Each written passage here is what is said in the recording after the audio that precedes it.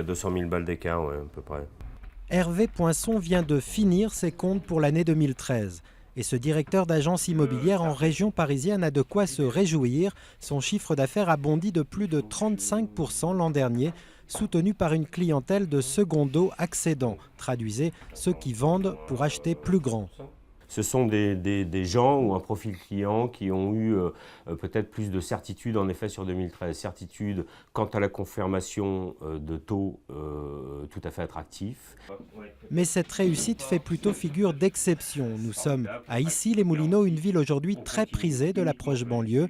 Au niveau national, le redressement du marché immobilier est plus relatif. Century 21, le premier réseau d'agences immobilières de France, a vu l'an dernier ses transactions progresser de 3,1% après une baisse de 16% en 2012. Outre les taux bas, les acheteurs ont profité d'une légère baisse des prix au mètre carré.